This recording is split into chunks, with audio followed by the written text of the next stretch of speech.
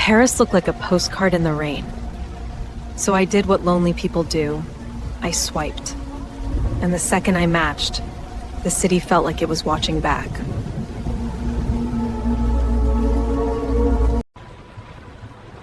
Valentine's week in Paris was supposed to fix something in me. But alone in that little room, the city didn't feel romantic. It felt like it was watching.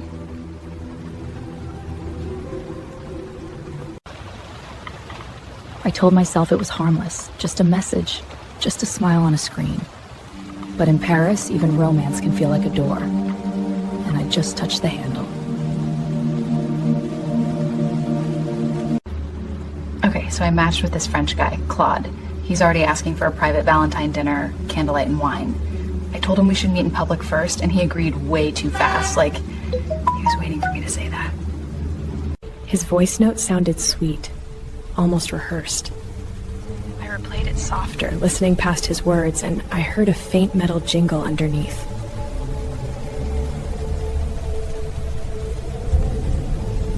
Paris was drowning in Valentine romance. Roses, laughter, hands locked together. Then Claude messaged where he was. Got it wrong. Corrected it instantly. Like he checked a script.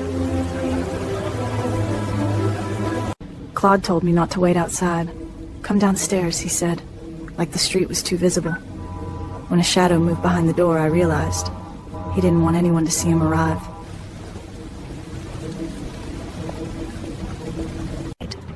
I buzzed him in.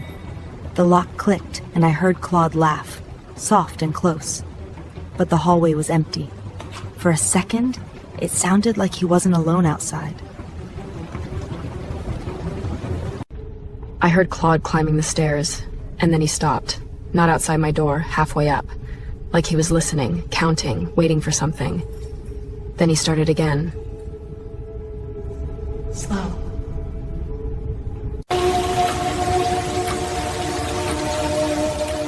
Claude finally stood in my doorway, rose in one hand, wine in the other. He looked perfect. But the first thing he noticed wasn't me. It was my locks. I started cooking to make it feel normal. Warm, romantic, safe. Claude smiled at all the right times, but his eyes didn't stay on my face. They followed my hands. Do you live alone? At first it sounded like small talk. Do you sleep well? Then Claude started asking things you don't ask on a first date. Is this door always locked? Who I lived with, how I slept, if my door stayed locked. Like he was taking notes. Claude asked for a candle, said Valentine deserved a proper ritual, so I left the room to grab one. When I came back, he was sitting like he'd never moved. Too still, too ready. And the second the flame caught, the apartment felt different, like something had officially begun. I stepped into the hallway for a candle, and the apartment went too quiet. Then something moved behind me. Fast. Not a sound. Just the feeling that I'd turned my back at the wrong time. When I came back with the candle, Claude was seated again, perfectly still, like he'd never moved. But I could have sworn he'd crossed the room while my back was turned, and he sat down too fast. Everything okay? Yes. I washed my hands. Oh. I didn't hear the sink. It is all plumbing. Very quiet. Claude raised his glass like it was a Valentine ritual. The candle flickered between us, and he waited. He didn't drink, he just watched, patient and polite. Like my sip was the only part that mattered. Right before I drank, I saw it. A pale bloom swirling inside my wine like smoke underwater. It hadn't been there a second ago. Claude didn't touch his glass. He just watched my mouth, waiting for me to swallow. So I smiled and lied. I touched the glass to my lips and faked the swallow. Claude relaxed instantly, like he'd been holding his breath. Only then did he drink. And I realized my safety depended on him believing a lie. After the toast, the date changed. His questions got practical. Doors, locks, how long I'd be here. I smiled and answered, but it didn't feel like interest. It felt like he was learning the layout. He called me Camille, like it was natural. then corrected to Michelle without missing a beat. He laughed like it was cute, but it didn't feel like a mistake. It felt like he'd used that name before. Claude excused himself to the bathroom. He moved like he'd done it before, no hesitation. Then the door closed, and the apartment got quiet again. Quiet enough to hear the smallest click. While Claude was in the bathroom, I heard it. A tiny click near the back door. Not the bathroom, not the sink, a latch. The kind of sound that says someone just made a way back in.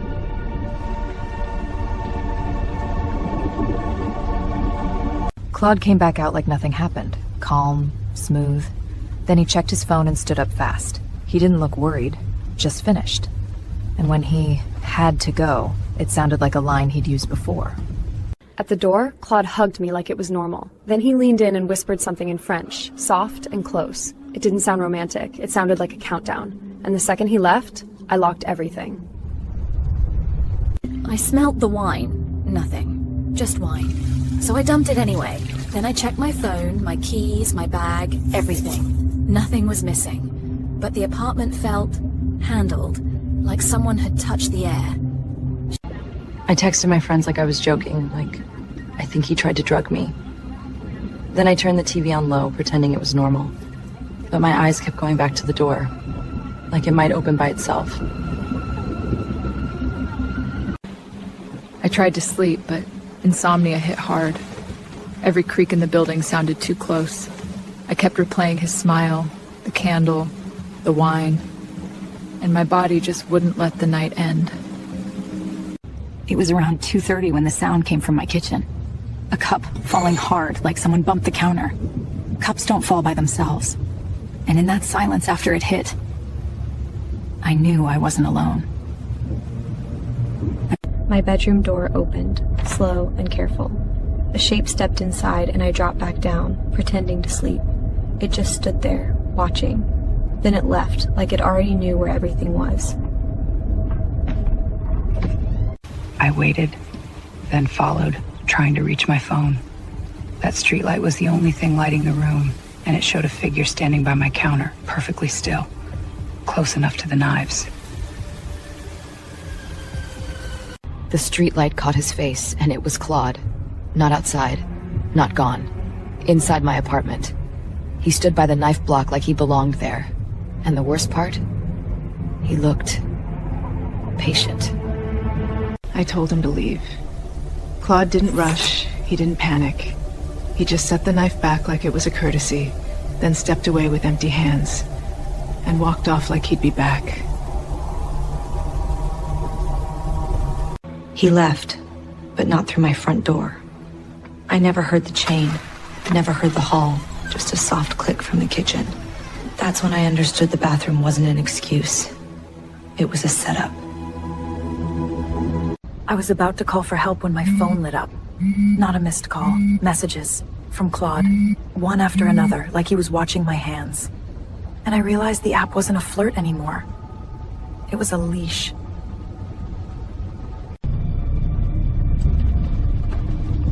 They stopped at another door first, like a test. Then they moved again and stopped right outside mine. The handle turned just a little, not breaking in, just letting me know he could. I killed the lights and put my phone on silent. No glow, no noise, no proof I was awake. Then I crouched where I could see the door, listening to someone breathe on the other side like the hallway belonged to him. In the dark, I watched the light under my door. A shadow slid across it, then stopped. Someone stood there blocking the hallway glow, not knocking, not leaving, just waiting, like patience was the point. My phone lit up again. Another message. I didn't even open it. I didn't have to. The preview was enough to make my stomach drop, because it hit at the exact moment the shadow leaned in, like he knew I'd looked. Then it came from the kitchen. The back door handle turned. Soft, careful, like a test. It stopped, waited, turned again, not forcing it, learning it, and the silence after was worse than the noise. I tried to call for help. Hands shaking, phone pressed to my ear. Nothing. No ring, no connection. I moved to the window, then the door, anything for signal, and realized I was trapped between two places I was scared to stand. I turned on the faucet just for noise. It ran for a second, then died. No sputter, no drip, nothing. Like someone shut the building off. And in that sudden quiet, I could hear my own heartbeat and something else waiting. The hallway light under my door flickered once, then twice. Not a power surge, too clean, too timed. Like someone was making sure I was watching. Like a signal that said, I'm still here. And I understood he didn't need to break in, he just needed me to break. I looked through the peephole and saw nothing. Just black. Like someone had covered it from the other side. Then I looked again, and an eye filled the view and blinked at me. Not hiding, staring. A lock clicked somewhere down the hall. Not mine, someone else's. Then I heard a muffled laugh, close, amused. Like he'd tried another door first. And the worst part was realizing I wasn't the only one here. I was just the one awake. I needed proof, something I couldn't talk myself out of. So I balanced a glass against the door handle. If the handle moved, it would fall. A cheap little alarm. But it gave me one thing I didn't have yet. A warning. The handle moved, just a millimeter. The glass trembled and clinked, but didn't fall. Then it moved again. Whoever was outside wasn't forcing the door. They were testing my trap, carefully enough to leave it standing. Outside. The glass finally fell, and Crash split the apartment open. My trap worked, but it also told him I was awake. I didn't run to the door, I ran away from it, because whatever was outside had been moving too carefully, and I didn't want to see how close he really was. After the crash, I waited for him to run or rage, but nothing happened. No footsteps, no knock, just silence, thick and controlled. And when I looked toward the front door, the light underneath was gone, like someone was standing there, perfectly still. My phone pinged one message. A voice note. I turned the volume all the way down, hands shaking. I almost played it, then stopped. Because if his voice filled my apartment again, I knew I'd answer. By accident, with fear. I checked the back window, just a peek. Rain blurred the glass, but I still saw a shape out there. Standing close, not moving. Watching the window like it was a door.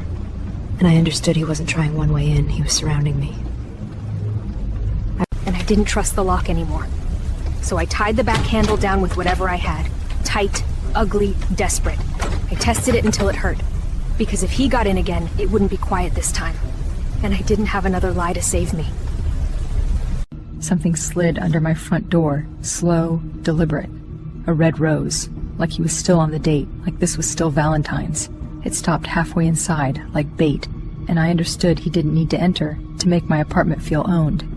And there was a tag tied to the rose. I didn't read it out loud. My throat wouldn't work, but whatever was written there, it was personal. Not my name on the app, not Michelle. Something only someone watching me would know. I ran to the bathroom and stared at myself like the mirror could explain it. My eyes looked slower. My mouth felt numb where the glass touched. I told myself I didn't drink, but my body wasn't listening. And that terrified me more than the door. The tiredness hit like a wave, too sudden, too heavy. I gripped the sink and told myself to stay awake. But my legs didn't listen. I slid to the floor, blinking hard, and my phone slipped from my hand like it didn't belong to me. That's when the shadow stopped outside my bathroom door. Not rushing, not knocking, just standing there, listening. My body felt like wet sand, heavy and slow. And when I reached for my phone, my fingers moved like they were underwater.